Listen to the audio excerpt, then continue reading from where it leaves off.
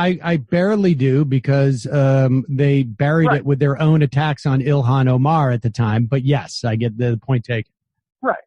But what do?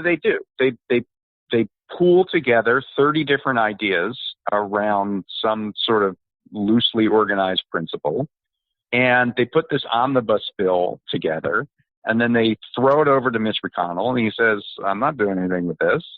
And then they're shocked that they don't get attention within the public over their great bill that has 30 things in it that you can't describe to anybody.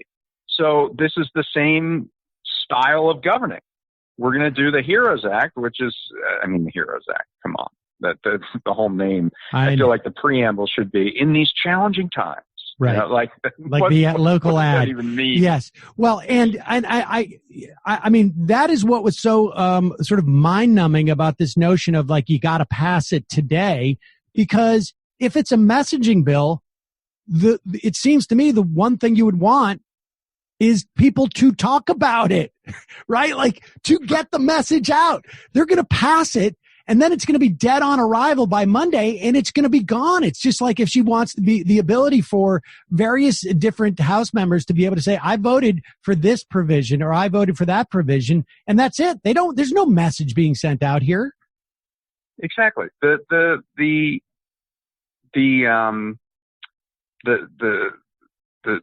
summary of this bill was 90 pages long. Not the legislation was 1,800 pages, but you couldn't even describe what the bill does in less than 90 pages. How is that going to be an effective political messaging tool? It just doesn't make any sense. All right. Well, let's move on to the other bastion of leadership that we have in the Democratic Party. Chuck Schumer, of course, is in the minority and is super busy. I think there are, the width of seatbelts. I think he's just doing oppo on his potential 2022 opponent, of whom I'm speaking with. Maybe he's too busy. He's just worried about what Sam Cedar is up to. But at least we have the presumptive nominee, because it would suck if we didn't have a presumptive nominee now, because we wouldn't have that sort of strong voice out there pushing what is actually the Democratic agenda. And that's why I know Pelosi and Schumer are being quiet, because they're trying to defer to our nominee. You've written a piece about him, and it is it's an interesting piece, and it's sort of, I think, like, what my sense of Joe Biden has been, which is there's maybe some opportunity there, but maybe not, and who knows? Well, I mean, not for nothing, but Joe Biden is the one who came out and endorsed a blanket $10,000 forgiveness on student loans. Right. So Pelosi's bill is now to the right of Joe Biden, just to be clear. This piece that I did called Dr. Jekyll or Mr. Biden I wanted to sort of see if there was a best case for a Biden presidency. And so I talked to the campaign. I talked to several individuals inside the campaign. I talked to people working with the campaign as informal advisors. I talked to progressive groups who have had discussions with the campaign. And I just tried to get a real sense of it. And I tried to look at it holistically, not just about Biden the man, or even Biden the man and his team and his personnel, but also the historical moment. So I conceived of this idea before the pandemic hit, and it was certainly a much different idea at that time. And then when the pandemic hit and the whole world changed, typically those moments create political opportunity, and or they sort of move the political system along towards a moment of change. I mean, we're talking about this jumble of a bill, but it is a $3 trillion bill after right. $3 trillion has already been spent. The idea that Nancy Pelosi, who put in a pay-go restriction where no new spending could be done without offsets, is now putting out a $3 trillion bill. It shows the transformative power of these kind of cataclysmic events to change the realm of the possible in the political system. And I look back to the last moment like this, which was obviously the Depression, the Great Depression, and found that public anger was so intense and concentrated that individual politicians who were not really, given to revolutionary change were sort of bargaining with the public over how much revolutionary change they would allow. So, I take the example of Glass-Steagall. So Glass-Steagall is named after Henry Steagall, who was the House Financial Services Committee chair, and Carter Glass, who was the Senate Banking Committee chair. Carter Glass was a Democrat from Virginia, so at that time a Southern Democrat. He was a total stooge for the banking industry. I mean, he was seen as the best friend that Wall Street ever had in Congress. And his name is on Glass-Steagall. And the reason it's on Glass-Steagall, which was a severe disruption to investment, separating investment and commercial banking. The banks hated it. They were outright opposed to it initially. The reason it was Carter Glass's idea is that he was bargaining with the public. The public anger was such that they wanted the full nationalization of banking whatsoever. Getting private banks completely out of the equation. Glass-Steagall, this liberal achievement that made the banking system secure for 50, 60 years, was a compromise. It brought together by a Wall Street stooge. But in that moment, he had to think well outside of his comfort zone and put together this legislation. So I conceive of Joe Biden in those terms, or think about the possibility for Joe Biden to be conceived of in those terms, of someone who certainly throughout his entire political career has not really shown an aptitude for radical, transformative reform agendas, but in the moment where the public itself is going to be given the opportunity to weigh in and say that things have to change in a certain direction, he might be the person to bring about that change, or at least a version of that change.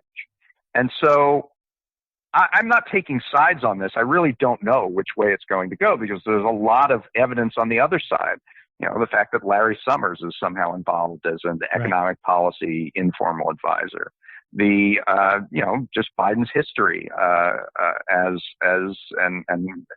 someone who reveres bipartisanship and has cut pretty bad deals with Senate Republicans.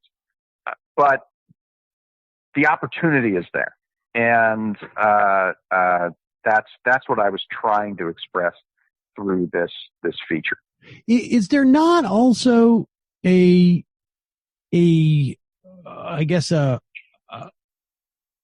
bifurcation of the people that didn't exist at that time? Like that there is, look, we have an ideological difference on whether during a pandemic it's a good idea to go to a bar without masks on, right? We do in this country. And that, to me, maybe that has been a dynamic that we had at that time, but I don't think it was that deep of an ideological divide. Is there, in addition to not being able to know, and there being some hints that maybe he is and maybe he isn't susceptible to a push from the people, as it were, isn't the other half of that equation that we may not be able to have that coherent of a push? Roosevelt was almost shot during the interregnum period between winning the election and becoming president. There was this like deep business plot against Roosevelt. The Plot Against the President, I believe, is the book that details this. There was a right wing that was pretty committed to damaging and eliminating Roosevelt. Now, he had huge numbers in Congress, and that's one of the big differences, I think, that's going to be that even if Biden comes in, even if this is a wave election, certainly in the Senate, you're not going to see the kind of numbers that would give Democrats free rein over the political system. However, that's sort of where the public comes in. And, I'm not saying this is the same political age, but depressions have a way to concentrate minds, and we're not there yet.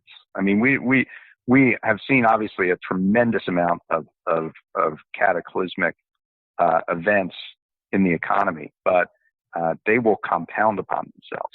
We are not at that moment yet. By next winter, we could be, especially depending on the trajectory of the pandemic.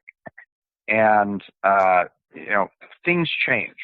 Republicans passed this bill that has an unemployment standard where, it's at the low wage, people are making 150% of what they were.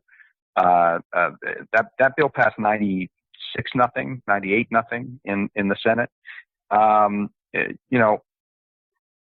Possibilities emerge in crisis that weren't there before.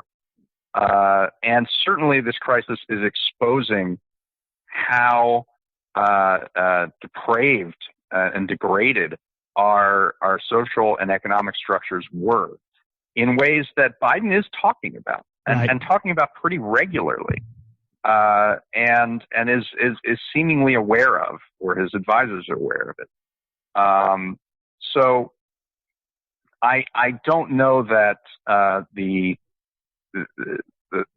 tribalism that you see is necessarily an impediment to what can be done now. And of course, a lot of the New Deal was compromised particularly by some of the most tribal impulses ever, by white Southern Democrats who didn't want to extend these benefits to black people. So, not everything is going to work out, I think, perfectly, but that was true of the New Deal as well. All right. So let me ask you this: in the course of your reporting, do you have a sense of you talk about the podcast that Biden has, and you capture sort challenging you in a big way. He can have it. Come and get it. Come in here. But that comes also with dealing with my kids. But it's also fascinating where you highlight him saying we gotta just make sure that we're stable, and that the way they're sort of flip flopping back and forth between these different visions. And my sense of Biden, and this is just like a completely visceral sense. It's just like, it's that scene, where the king is, got consumption and he's in bed and everybody's around him, sort of waiting for him to die so they can just try and take over the kingdom on some level.